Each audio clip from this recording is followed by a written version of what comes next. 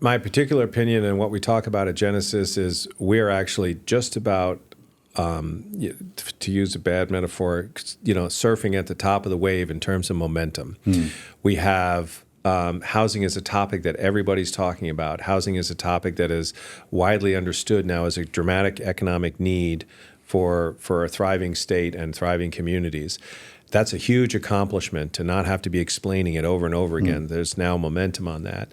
And I think we've got a whole bunch of tangible examples of what state investment in housing solutions can actually produce, not just the building, but the results and the outcomes of the people who live there. And having a stable housing for a family that had been living in 17 places over the last 4 years because they couldn't afford this or the place got sold out from underneath them or whatever the dynamics of. With 100 families, there's 110 reasons why they're in a challenge. So being able to stabilize the Maine economy so that those families can be contributing to the community. Workers can go to work, kids can go to school, parents can contribute to all the community assets and benefits that keep a community thriving. All of those things start with a stable housing. Welcome to Housing Matters, the podcast that covers everything real estate, from buying your first home to building your investment portfolio. Hosted by me, Matt Pouliot of Pouliot Real Estate. Each episode brings expert insights, smart strategies, and real talk on housing and affordability. If it's about real estate, it matters here. Today, I'm thrilled to have joining us John Egan. John is someone that I consider to be really a trusted advisor. The building that we're doing this podcast in was a result of a historic tax credit renovation project that I did back in 2020 and 2021, and John was an advisor through that project and has helped many people like me with similar sized projects, but others with much larger projects in the housing development front across the state of Maine for many years. You've got almost 3 decades, I think, of experience. And John, I'm really thrilled to be learning more about your journey to housing development, community development, kind of how you got to where you're at today. And we'll dig into, I think, a wide-ranging number of topics, as you and I have worked together pretty closely over the past few years. So, John, why don't you, for the listeners, give us an idea of your pathway from Alaska to MaineHousing to CEI and now Genesis. How did you get started in the field of community development, and what drew you to focus on housing? Great. Thanks, Matt. Great to be here. Thanks for the invitation. I have been doing this for a little while. Actually, next year will be my 40th year in community development, which is pretty scary to think about. So I kind of got into community development more because it was something that was sort of right in front of me, but I wasn't really focused on it. After school, I went to Alaska and I did some volunteer work and ended up running a homeless shelter and a soup kitchen for homeless people in Alaska's capital. And through some very long circumstances or weird circumstances that would take too long to explain, I ended up as the director of the place for 5 years and went through a rebuild because the building was physically falling into the water. This was right along the shore, and actually tideland was underneath the building. So I had my first experience with getting state grants and CDBG funds and all of those sources. Didn't know any of those acronyms back then, but I knew that we needed to get funding to rebuild the shelter, and there was a local fundraising match. And so I got to know all of those components. And one of the great things about Alaska is that everything was so accessible, particularly since I was in the capital city. So it was, even though I didn't know anything about those programs, it was easy for me to find my way through. And then I did work for a mental health organization and was their facilities and housing person, and got to learn HUD 811 and got to learn LIHTC tax credit. In fact, I did one of the very early projects that were in existence back then in the late 80s in Alaska. So again, not knowing a thing about how tax credits worked or how to attract an investor or how to do all of the compliance, we just dove in and put up a project and had a lot of support from some really good partners. That's great. So how did you go from Alaska to Maine? I'm Yeah. curious.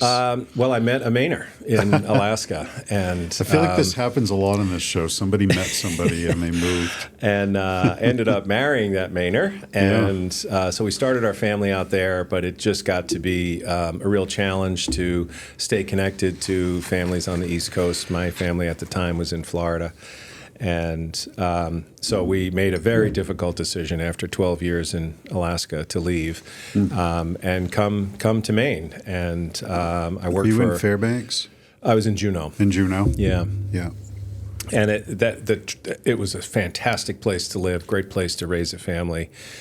We got used to the climate. It was pretty wet, a lot of days like today. Yeah, a lot of days with no daylight, right? And then a lot of days with a lot of nothing daylight. but daylight.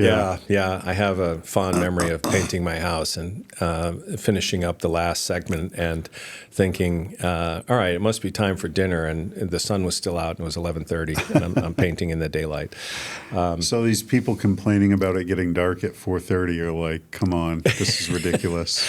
It didn't last one way or the other for very long. That's maybe one of the most exciting things about living up there is that there's always change. There's always things, different. The climate is different. The wildlife is spectacular, and the access to the wilderness is unprecedented. So it was a great experience. So we started raising a family, moved back to Maine. After a year or so, I ended up getting a great opportunity to work at MaineHousing in the late 90s, worked there for a couple of years, and then had an opportunity to go start a really robust expansion of the housing program at CEI. And so I was there for 20 years. And did a lot of housing as well as a lot of other economic development through their lending team and became their director of lending. But I missed doing housing, and Genesis has a fantastic record of doing affordable housing for 30 plus years, and I really wanted to get back into that. And Liza Fleming Ives, the director, invited me to take a look at a position there. So I made the jump right in the middle of the pandemic, which was, no parachute, just jump out there and try another job. Because our paths crossed when you were still at CEI and were really instrumental in helping me secure some state historic tax credits to basically close a funding gap on a project that I was doing. And then during that time, you're like, by the way, Matt, Ryan will be taking over your file. I'm leaving to go to Genesis, which has been a great change for you. And I think, having that relationship's been really helpful when it came to the state looking at ways to implement different programs through MaineHousing to expand the network of developers throughout the state. And you really went up and down across east and west. Yeah, the state. That's the best part of my job is the work we get to do out in communities with either property owners or developers or nonprofit organizations, and most recently in the last couple of years with municipalities directly who are realizing they need to get out onto the field to solve their local community housing issues. Yeah. What are some ways, this leads right into building capacity across Maine, some partnerships and local groups maybe that are working to finance affordable housing? What are kind of some of the biggest needs that you're seeing across regions in the state of Maine when it relates to the gap, if you will, with affordable housing, and what are local organizations or municipalities doing to address that? Yeah, it's a matter of finding the right tools in the toolbox for sure. There's no question that the typical laws or rules that you'd find in any economics lesson about supply and demand aren't working. It's broken. What people are able to afford based on their wages and how those wages are growing is in sharp contrast to what the costs are for housing and the materials and labor to build new housing. So there's a diverging graph there. And so that is what's leading to the report that we're all familiar with about the 84,000 units needed by 2030. As exorbitant as that number is, you can break it down into a much more manageable target and actually start to focus on that. But it's not going to be solved in sort of doing one house at a time or 6 units here or there. It has to be in my opinion, a pretty concerted effort across the state because the need is in all 16 counties.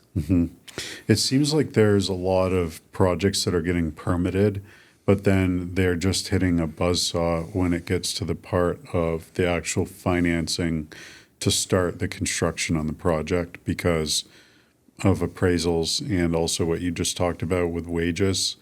Like there seems to be resources available for the lowest wage earners, 50 to maybe up to 80% of area median income. But then there doesn't really seem to be any subsidy available for a cohort up to about like 150% of AMI. Yeah. That then also can't afford a market rate, which is created without subsidy.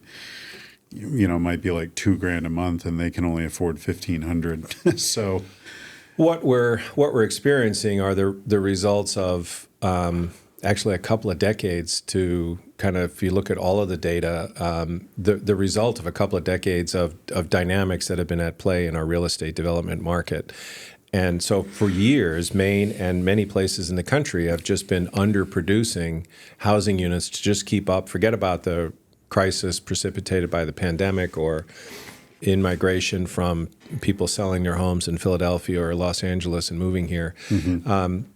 We have been underproducing housing just to keep up with the normal rotation of household sizes as they grow up, and then kids get older, and then this household grows down again as kids leave the home.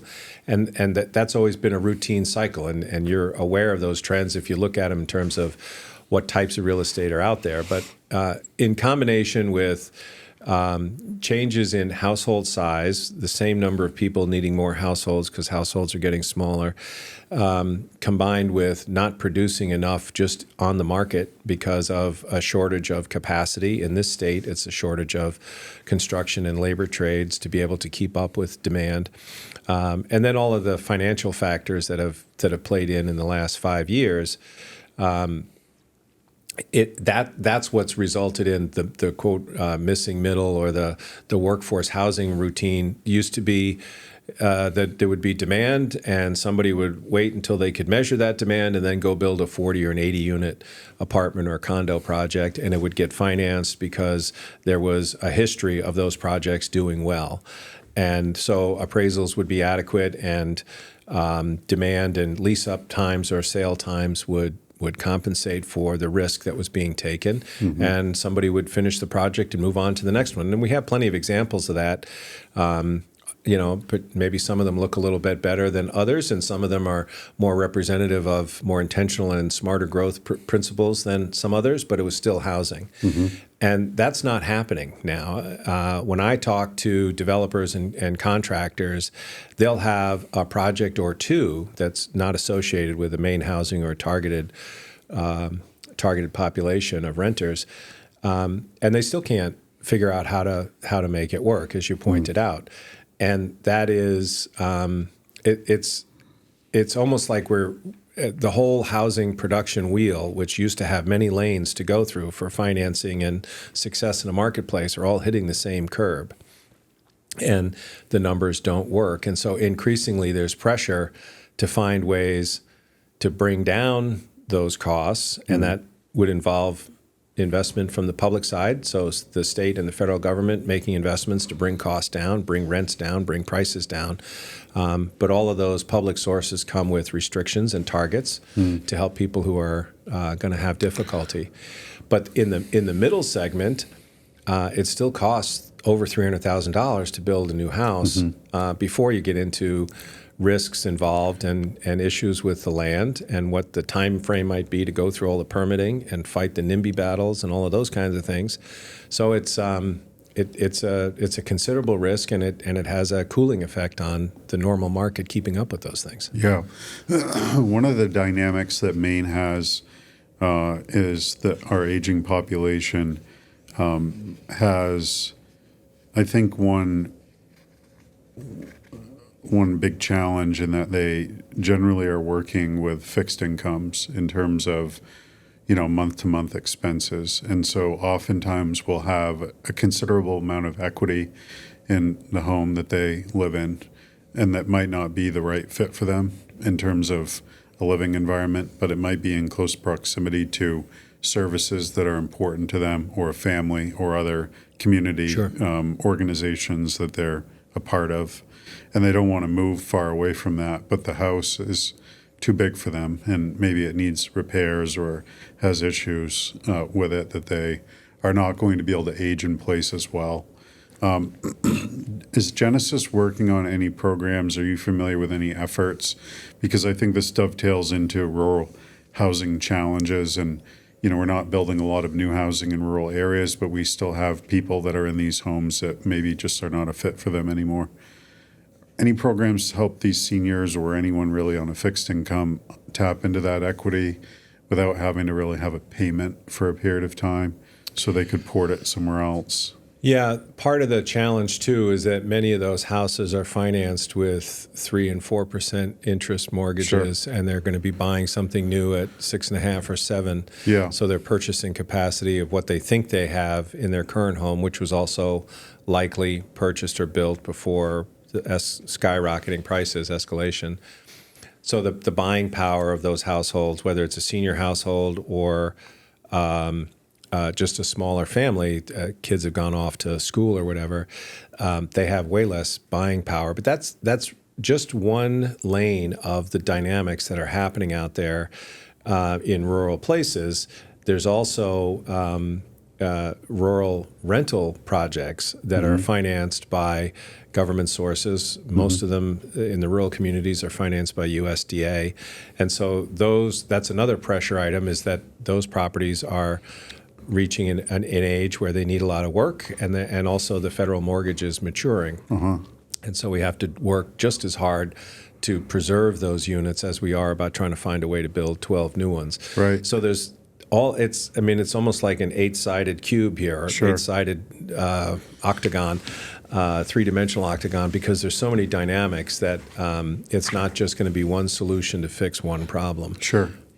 Yeah, I think, well, what you're talking about is on the rental side, which there is a lot of focus recently on ways in which properties that are nearing the end of their affordability covenants with USDA et al., those get protected. What I'm talking about is, and maybe I'm wrong about this, maybe perhaps you have real data, because I just have anecdotal evidence that there are a lot of older people in Maine living on a fixed income that I presume have their home paid for. Right. And so unlocking that equity without creating a payment, is there any tool for that now, or would there be any benefit to having something like that? If we stipulated you have to go into a new... I hear this exact dynamic from many rural communities when I get to work with municipalities. A couple of weeks ago, I was just up in Aroostook County, and that was their number one dynamic. Like, we have so many households where it's just 2 people or even just 1 person, and they're in this gigantic house from when they had a family, and now they're looking. And so what would typically happen in a healthier real estate market is that there would be small cottages or townhouses or something much smaller, generally without a lot of household maintenance requirements for people to move into. But nobody's building those, so there's no product for that. Right. Well, I guess what I'm getting at, and I'd be curious your insight since you've traveled all over the state, is there's discussion going on right now, and this kind of dovetails into the policy discussion I want to have with you, because you've been very actively involved in helping shape, housing policy to do both protect, existing inventory, but also create new inventory as well. Yeah. And there are some discussions about doing a bond where we could maybe create new housing, but also how do we kind of free up what we already have for a resource? Yeah. And one area that's being looked at is manufactured housing communities and expanding those. But I've also been talking with some folks at the state about what I was just alluding to, this fact that we have a lot of seniors that could be compelled to move into a new home, which could create a demand pipeline, if you went to an area. Right. The product trickles down through the market. It's like we know that there are 475 seniors in this, or it doesn't even have to be seniors, just people with their homes paid off. Could be 45, I guess, for that matter. Probably not likely these days, but you get the point. And they're going to trade in their equity for a newly constructed home or condo unit or something that didn't exist on the market before. And if they do this, they'll have a no interest loan for like 12 months with no payment. So they can use that equity to buy something else. And then when the property that they left sells to a new user, they pay off. Yeah. I've certainly heard about those kinds of transition models, but that's intensive for being able to manage all those individual loan activities and all those individual homeowners, across a geography. So that would probably be the first challenge: is who would actually coordinate and conduct that. Genesis focuses on multifamily and community facility financing, so we don't make any home loan mortgages. That's a regulated industry, and we don't participate in that. We will finance and fund developers who might be building those units with commercial, construction and bridge lending, but we don't make the home loan. So we'd have to find who could actually be the sort of the front desk of that activity, have capital behind them, and manage both the demand coming in the front door and the product coming in the side door about how to make those matches. That would be an excellent opportunity. I'd be curious to see how many people are really ready to move, because you've got decision-making on the homeowner part combined with milestones and decision-making on the development, and those may not always be on the same time frame. Yeah, that's true. So we'd have to. So I think a good pilot would probably go a long way. I find in many places when you bring a new idea to a small community or any size community, if you can go show a model example or a pilot of how it worked, the ability to then adopt and sort of move into that thinking happens much faster. Yeah, and you've had to do that from a policy perspective, not only through your work with Genesis on the statewide level, but also in your own community, right, with the Freeport Town Council and, different challenges that have occurred in Freeport with housing development. You've been a champion for new housing creation for a while now. Yeah, I just finished. I just got off the council earlier so this you're month. in recovery now too. I'm just finishing. 3 terms on the council there. Are they 3-year terms? 3-year terms. So yes. 9 years. 9 years. Yeah, that's great. And for most of that time, individually as a counselor, I had my foot to the floor trying to get more housing opportunities in downtown Freeport. And there were some changes we had to make. Downtown Freeport has a history of being driven by retail and parking, and that's shifting because the retail industry is shifting and changing and morphing. And we found out, lo and behold, right in the middle of downtown, on water and sewer, a paved parking space is maybe not the highest and best use of that real estate. So we did some really good data searching, and our economic development team and town staff really accomplished a lot with being able to quantify, and we used a consultant, and we found out that there's X number of surplus parking spaces based on the highest 5 days or whatever it is during the year. So even in peak times, Freeport has an abundance or a surplus of parking, which gives a little more comfort when a parking lot comes up for sale and the proposal is to put up a building, hopefully a residential building.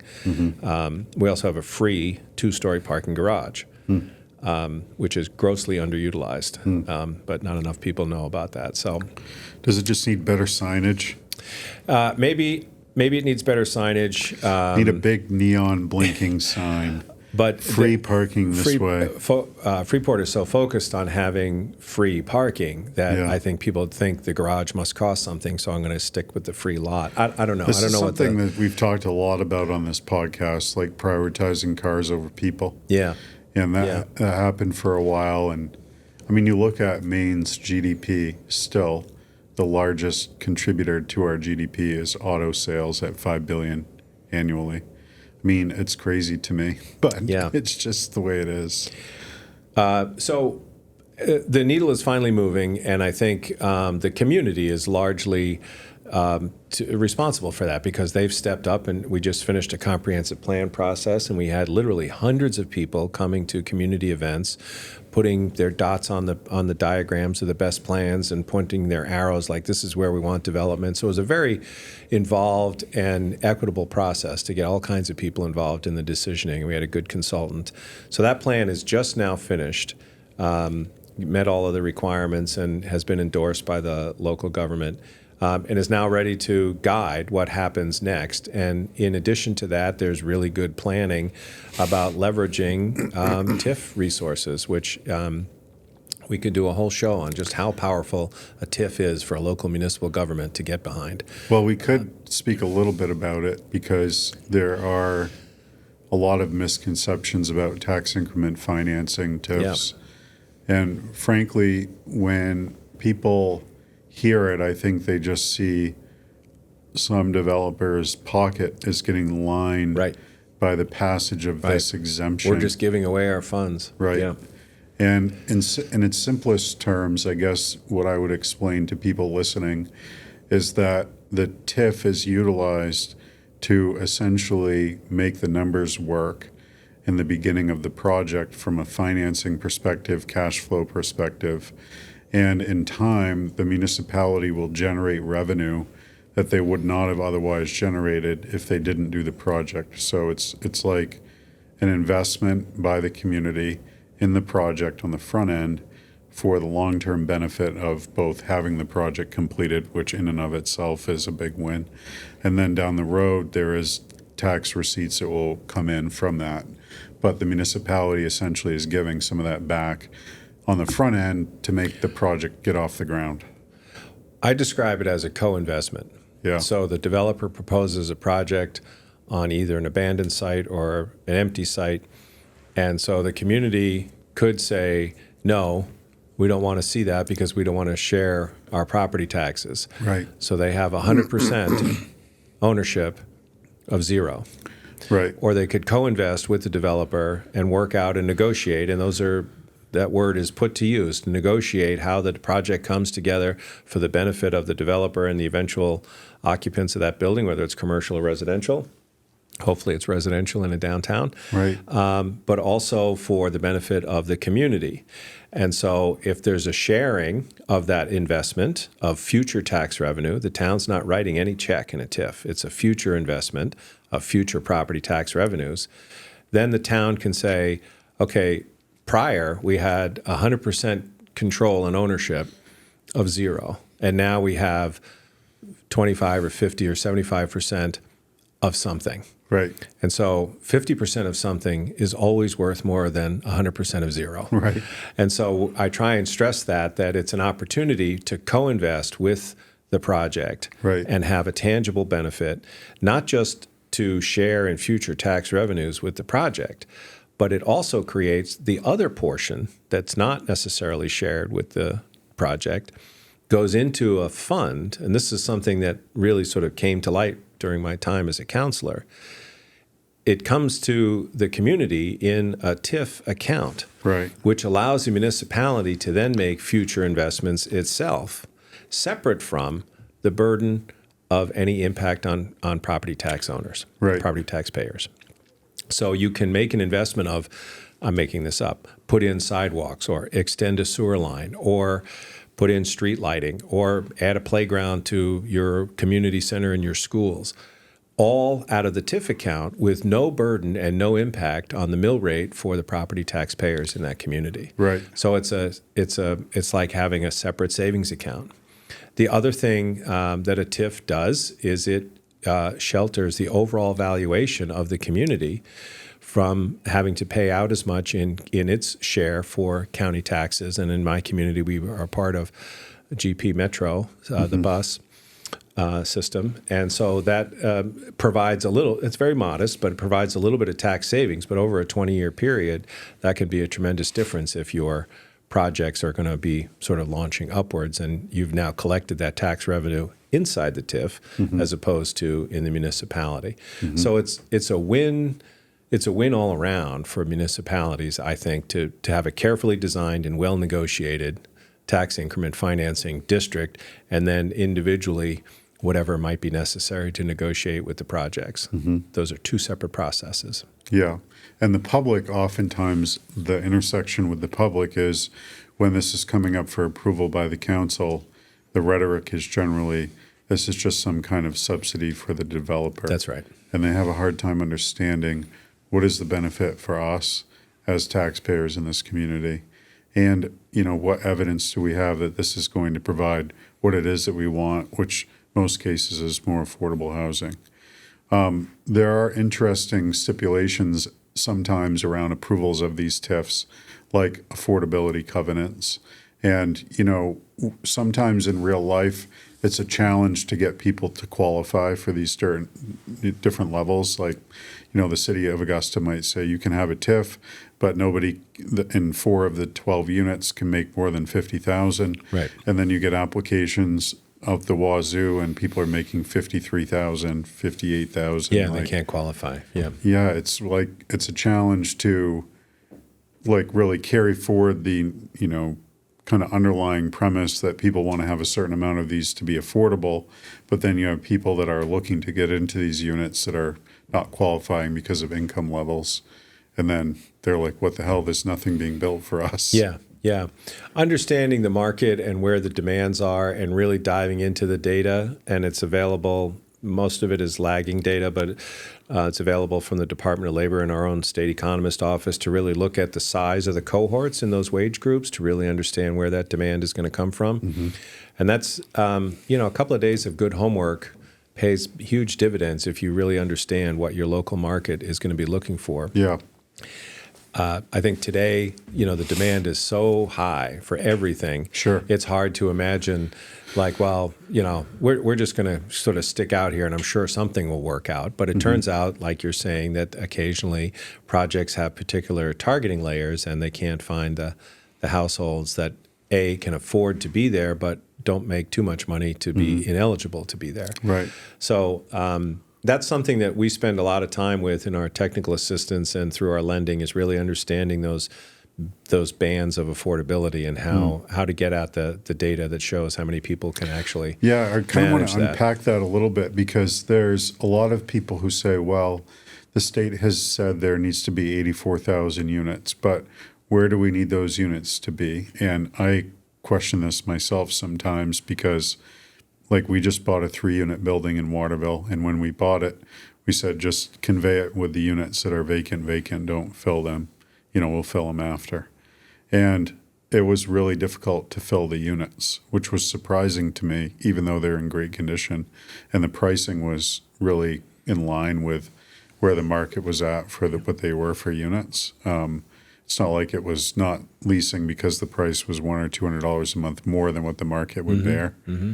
And I thought we would get just tons of applications, and it was pretty slow. And I was like, how, if we need so many thousands of units in a service center community? Here I am with my door open. Where's the customers? And I could understand if the building was in rough shape, but the building is in great shape, tile shower, big kitchen, hardwood floors, nice units. You know what I mean? And then just quiet on applications. So I'm like, wow, we're getting all this data that we need more units, and yet we don't have 20 applications when there's a vacancy in the heart of a service center community with a bus line right out front.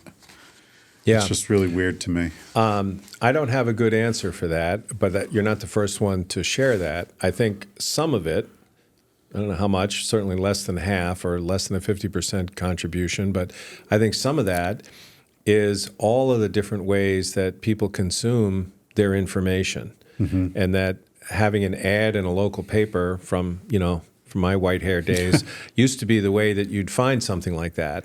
Right. But now there are so many different slivers of how people consume their information.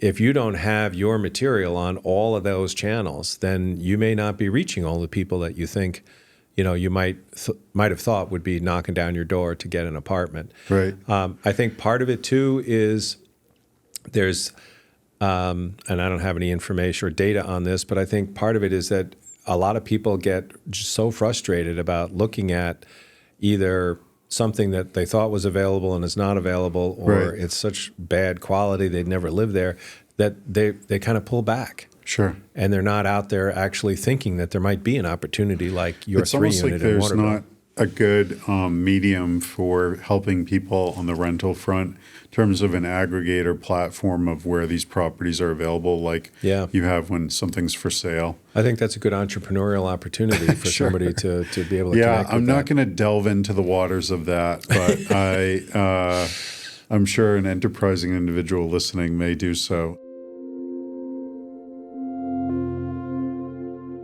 It seems like it's difficult to get more institutional level investment in residential because of property management or just general maintenance challenges with multifamily or perceived issues with that.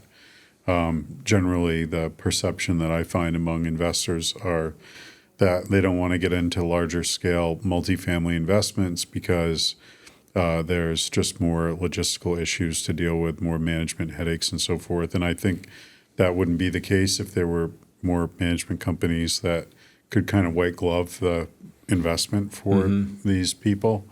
But a lot of these bigger projects, unless they're LIHTC deals or they're using some other form of subsidy, they're not really getting off the ground because of what we were talking about earlier with appraisals and also the banks looking and saying, well, who in the area can manage these units? They seem to have capacity issues. We're not sure they're going to be able to manage the building. So how do we know that you're going to be able to hit these projections? And then these things just kind of stifle or they just never get off the ground in terms of being built because the market's not ready to take on what we need, which is the management capacity and the financing side of things to do a market rate project.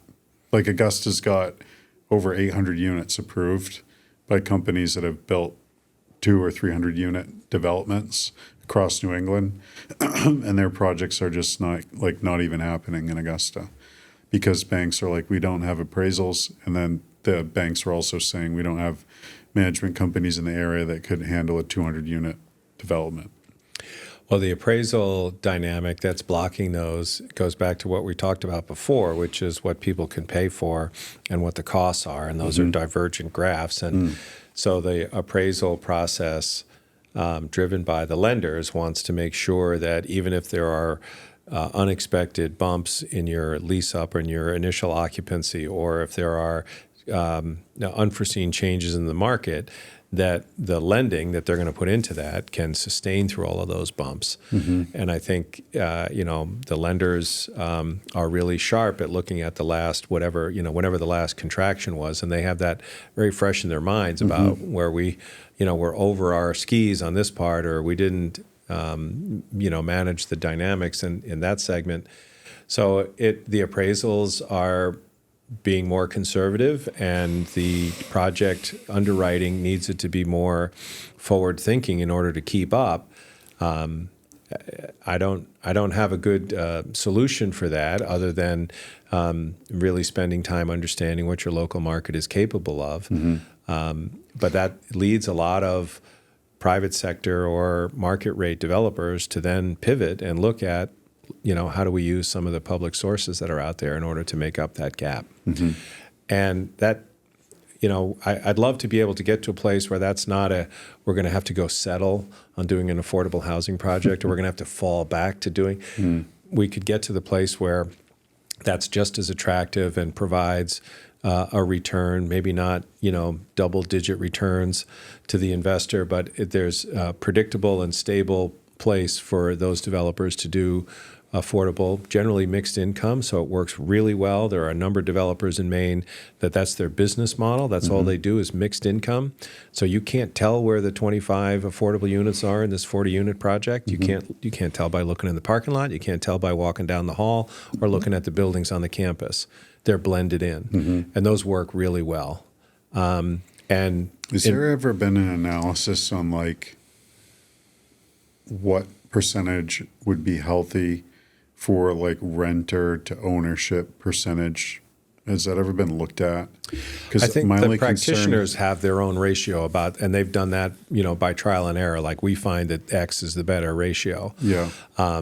And it generally, if the project can sustain it. What I'm getting at is for the state. I'm sorry. Oh, for the state. Yeah. Is there an equilibrium where we have the right mix? Because some, I think, would argue that there is a lot of incentives for the creation of rental housing and not a lot of incentives for the creation of ownership or methods by which people might become owners themselves. And there's a lot of really great programs to create rental housing for individuals with lower income, because we're always going to have a certain cohort of people that need essentially that kind of subsidized housing. Yeah. Yeah. I think the part of the dynamic is that many places in Maine, when you say home ownership, people think of a single family home on a 1/2 to 2 acre parcel of land that is outside of the downtown village center. And I think that has to change, meaning that people need to understand homeownership is that, and also opportunities to have higher density townhouse, condo, or cooperative, or other methods where you can congregate homeowners into a village center. It's a way to bring costs down. It's a way to be more sensitive to smart growth principles about not gobbling up our green, beautiful green countryside in Maine, which keeps a lot of our economy going. And utilizing and reutilizing sites that maybe didn't have housing in it before, or people have been driving by and kind of going, covering their eyes about what horrendous things happened there a long time ago, whether it was a fire or a dirty mill or whatever the issue might be. So I think we have to start always, not just start because it's been going on for a while, but we have to always be talking about homeownership models is more than just. It is that. It is a single-family house on a piece of land that has a nice big yard, but it's also these other models, and that's hard for a small community who doesn't have any examples of that to kind of get their head around. Which goes back to something we said earlier, where if you can provide a model, like for instance the downsizing seniors, if you can provide a model someplace and have people go look at it and walk through and say, "Oh wow, sure, I could live here," that really accelerates the adoption of people saying, "Okay, I'm ready to take this on." Yeah. In terms of the state looking at how to promote that, I love your progressive idea of state government getting out there and helping to set some policy, Matt. Yeah. That's something that we talk about a lot, and it's a leading rather than a doing thing. Like they have to be encouraging the private sector to do this. There's no way, state government can handle all of these responsibilities, but by ironing out some of the wrinkles and listening, really, and finding out what are some of the exact hurdles that are holding us back. And some of it we talked about projects not getting off the ground because of permitting or because of financing. Those are some things maybe that the policymakers can continue to take a further look at. I think the last several years, the Maine legislature has done a fabulous job of surfacing these things and then coming up with some solutions. Fabulous work. And I the think Rural that, Affordable Rental Program is an example of that. Yeah, a lot of municipalities are looking at ways in which they can reduce the regulatory barriers to getting housing built. Like the city of Augusta is, I think, frustrated, like other municipalities, where projects get approved, because that's one issue, NIMBYism, that Freeport and others struggled with. But once you move past, let's say a community is like, okay, we're pro-housing, pretty much every project that comes forward for housing, like in Augusta, and there's others as well, gets approved, then why are they not getting built for whatever reason? One of the things that we were talking to the city about recently was, could you look at approving maybe up to even a pre-approved design package of like up to 8 units that wouldn't have to go to planning board for like some type of site law review if you're using an existing building site that's an infill. Let's say it's a 60 by 100 lot and you want to put 4 units on it. It should just be like you get a building permit, you go build the 4-unit building. Because we could agree that if you did one of these designs that we've already looked at, that it's fine to go. Right. So that really reduces the amount of time to get to market for people who are maybe just using a traditional FHA loan to build a 4-unit on an infill lot or something. So you get more kind of this democratization of development that occurs because you get somebody that was looking for an existing home that now is like, I'm going to be a part of this pre-approved building type. I'm just going to build my new home. It's going to maybe be modular or something like that in this community because they've already said they want this up to 4 units. If it's in this area, I can do it by right. And I'm just curious because a lot of what we talk about are big projects, like people doing 30, 40, 100, 200 units. Is there a role to play? And I think, Josie, this is a good time. We should have introduced your dog earlier. Yeah, that's all right. She can just blend into the background. Maybe for those listening, we should introduce her. Yeah, this is Josie. She's almost 12. She's been with us a long time, since she was a little pup, and sometimes gets bored. But She's like, I'm not going to wait the whole show before you guys tell about me. I gave her all the cookies in my pocket, so I think she's realizing there's no more. So she's overseeing you, Matt. Well, for those who are just listening and not seeing on YouTube, we have a visitor. We've had a visitor this whole time, and she's been very patient.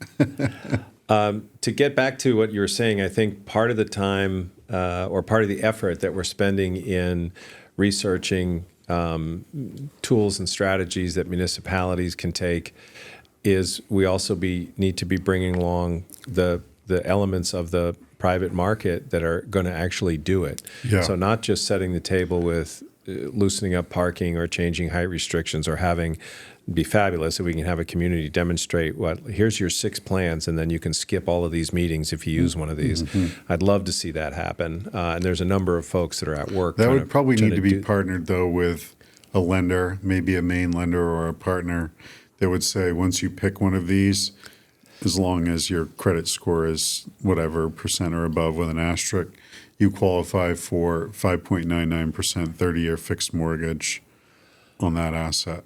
If we can get all the way down to dialing in on that, that would be great.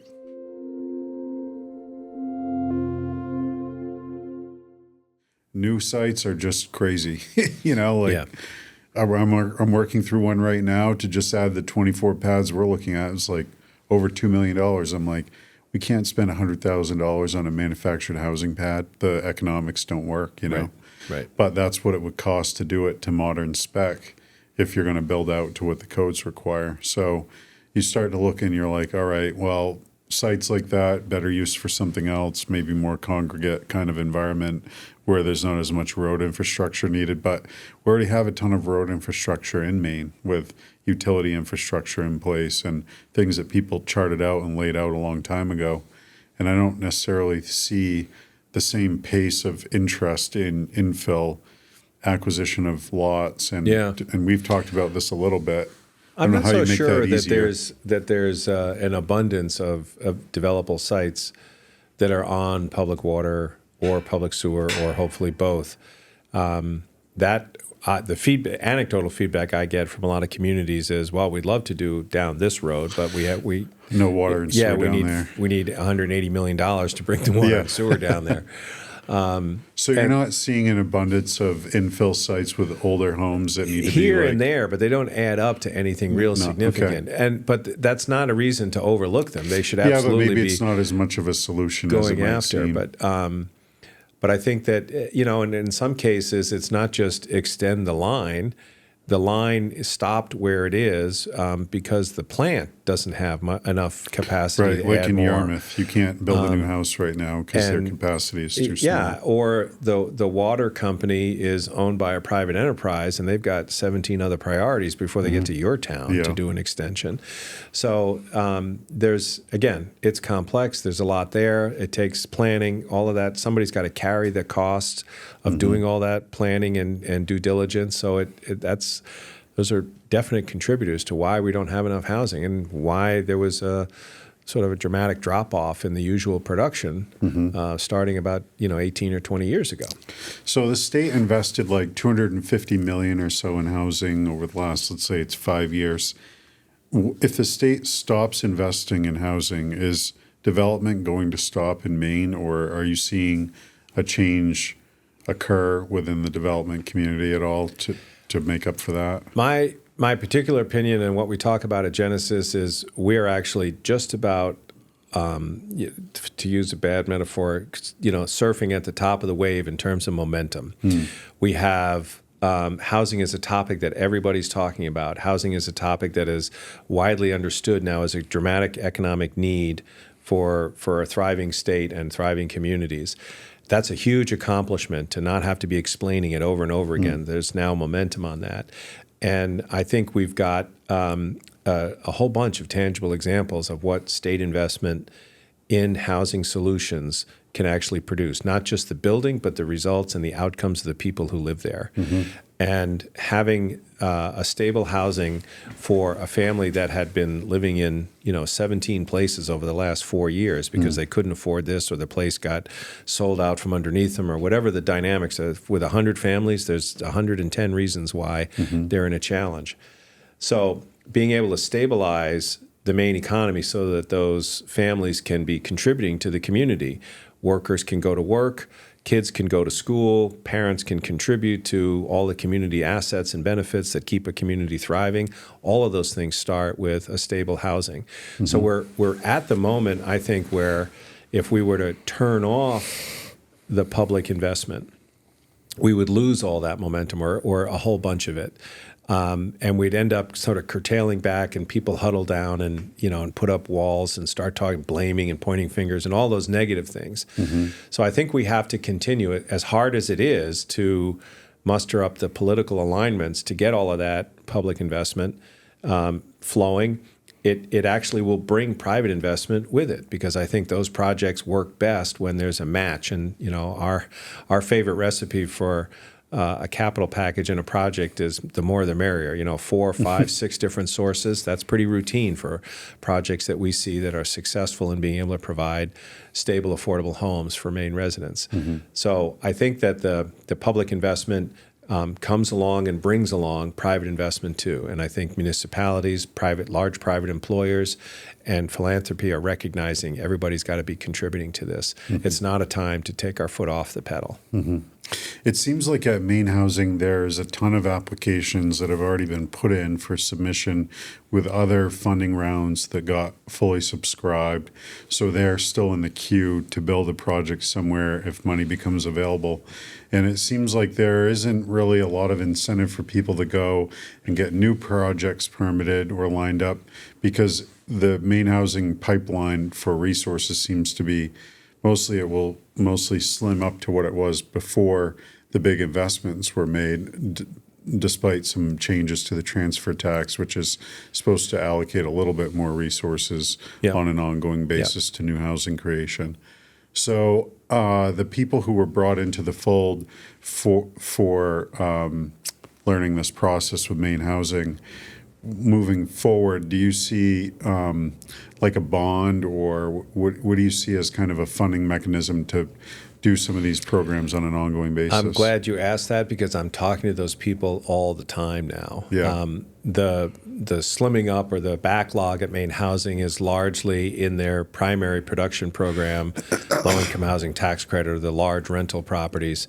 And they have made historic amounts of investments in those deals. They are complex. They involve a third-party investor and a whole bunch of federal compliance. So they take a long time to get to fruition. And they require a pretty sophisticated owner and property management capacity to pull it off. Both the investor and MaineHousing require that capacity.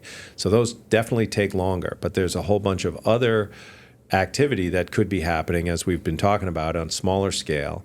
And with the successes of the MaineHousing program, Genesis has a very nice contract with, very nice meaning that it's useful, with MaineHousing to do this technical assistance. And we've been able to bring a whole bunch of new folks into understanding what affordable housing is with MaineHousing.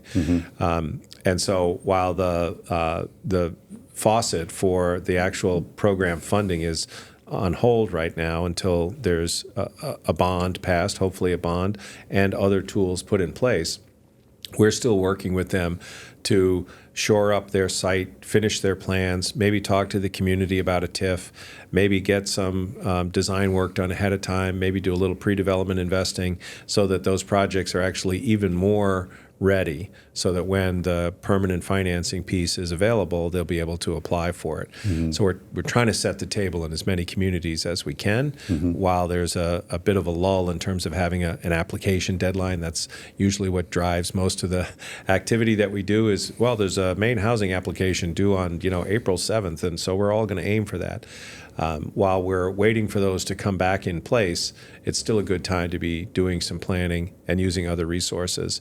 The MaineHousing is the big hammer that can make a lot of things happen because they can bring those resources in. But if you're patient and you're creative and you can be collaborative, you can put those things together on a smaller scale, 4, 6, 8, 12 unit projects without MaineHousing and still have affordability within them. It may not be all at 80% median income, but they can be a mix and still be providing flat out more units to the marketplace, whether you're selling them or renting them. Yeah, because that's the number one way to combat homelessness is more units.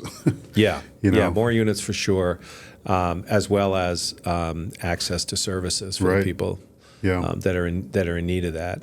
But I think that we've had so much good forward momentum against the mythical 84,000 units monster that's out there that we've been able to demonstrate, hands down, demonstrate really good models, and now we just need to replicate each one of them, a dozen or two times, and we can actually start to put a dent in that figure and get communities back to where they're thriving, and maybe they can talk about other existential threats to their community besides housing. But the housing right now is absolutely at the top of the list. Yeah, it's interesting because you've kind of dealt with this from so many different angles, whether it's at the local level in your work previous to moving to Maine and Alaska, very foundational work that you were doing, through to working at the local level with the town council work, and then you were involved in a number of statewide committees with me around housing creation. So kind of looking at it from all different angles. It's wonderful to be able to be involved in trying to bring about the solutions to this issue. And I think you, John, have done such a foundational role, if you will, for the state in terms of bringing more people into the fold. Well, thanks, Matt. I'm a student. I'm not necessarily coming up with any brilliant ideas, except I'm studying and copying and bringing them back to Maine and figuring out a way to do it here. So well, really appreciate your commitment to that work. And it's always been wonderful to give you a call and ask what you think about whatever crazy idea that I'm working on. You have a good job done a good job over the years of helping me better understand what's really important to focus on, and have been instrumental in a number of projects that I've worked on. So I just want to say thank you for that. You're quite welcome. And, it's great to work with you. Well, thanks. And hopefully, this will provide an opportunity for other people to learn about some opportunities that exist out there and take a stab at it themselves, because if we can empower more people to show up to the housing creation arena and do their part in delivering units, then we'll hopefully take a crack at what we need. Yeah, I think that, again, we have so much daylight right now, or spotlight on housing as an issue, and it's a learning opportunity for us to be able to, us advocates, to be able to share all of the dimensions, and it's not just go put up a 10-unit building and sort of pat ourselves in the back and we did our work. It involves advocacy and working with public sources and policy work and local resources and local policy, and also understanding what's going on in your community. And that, the other part of my work is really preserving these rental units that are already in existence, while the community may be searching for solutions and shouting for more housing to come to their community. They may also need to pay attention to the rental properties that are already there that might be financed with a product that's going to expire, and those units could either go away or flip to the market, or just deteriorate because nobody's paying attention to it. So it's way less expensive to preserve an existing affordable housing unit than it is to create a new one. So we can't forget about particularly since the building codes were probably a lot different back then. So even to build a replica to modern code standards is going to be higher. Many of the USDA properties that we go to see to work on for renovations have 2x4 walls with 3 inches of insulation in the outside wall, and to think that would be adequate in the Maine climate today is a challenge, and so we do our best to weatherize and bring those forward. But again, that's an effort where today, at least, because of state programs and the state investment, the resources are not the limiting factor. It's finding buyers who can go in and buy, go through the long process with USDA, And we can help with that, and we put those packages together, but understanding that they're going to make a long-term commitment to owning those rental apartments in that community. Are the cash flows just not attractive? Why is it difficult to attract investors? The cash flows are modest because the rents are always going to be low, and the debt is usually borrowed right to that amount of income stream. But mainly it's because of the compliance and reporting that people can do 12 units without the USDA regulations on top of them. That's where they're going to go. So we try and find either nonprofit entities or public housing authorities or some other community-based organization that is not necessarily just going to be there for the dollars that might come out of the property, but they're really there for the preservation effort. And actually, right before the federal government shut down, we were within 30 days of closing in Aroostook County with a town that created a housing corporation with their own people so that they could stand up an entity to buy this property in their community. That's how much they valued these 20 units in their community. Nobody else was going to come and buy it. Nobody else was going to come in and fix it up and preserve the units. So the town itself said, we're going to create a corporation, and they went and got their legal advice on how to do that. And we've now presented them as a potential buyer for this USDA property. And like I said, we're going to close. It was going to be by year end. I'm not sure we're going to make it now, but we're going to close very soon, which is a great example to take to other small communities. You think you can't do this? Well, the town of, up in Aroostook County, this town that we worked with, I won't say the name, but they went ahead and did it. And it's going to happen. We're going to protect these 20 senior households, and we're going to put a new roof on the property and put in new heating source and do all the accessibility improvements, and it's going to be a fabulous property for another 50 years. Yeah, and I think that that's probably the future as it relates to subsidized housing. I mean, we're seeing it even with a number of the LIHTC or low-income housing tax credit deals that are done by private developers who are turning them over to housing authorities because essentially the way they're structured is the cash flow is pretty minimal, so that project is essentially subsidizing another one to get built, which is fine.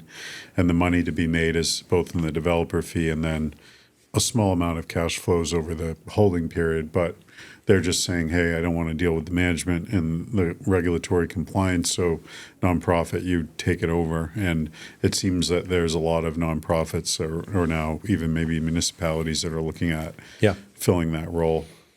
Yeah, I think that's a natural evolution of LIHTC projects, is to look at a mission-oriented owner to carry them long-term. There's lots of rules and sort of a bolted down regulation on the first 15 years.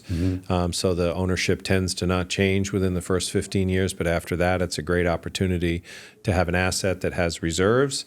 Hopefully, if it's built in Maine, it, is really up to the latest energy code standards. Maine's LIHTC projects are some of the best built properties out there today in terms of residential. And so it's in a good place. Even 15 years down the road, it'll be in a good place to go forward for a long life. Yeah, so it seems that those projects will continue moving forward, and hopefully municipalities will make it easier for the smaller scale developers to participate without having to have a lot of the upfront risk that might be common with larger development projects. And Genesis has really been helpful in doing technical assistance around the state to help both introduce people to different programs that are available to create new housing and also line up financing when needed for their projects. Yeah. Are you still working on the historic tax credit stuff at all? I am. I do some work with municipalities who are looking at that, or building owners. It's not a particular program at Genesis. We will consider, if there's affordable housing in the project, we can consider making a bridge loan to carry it through until the credit is actually delivered.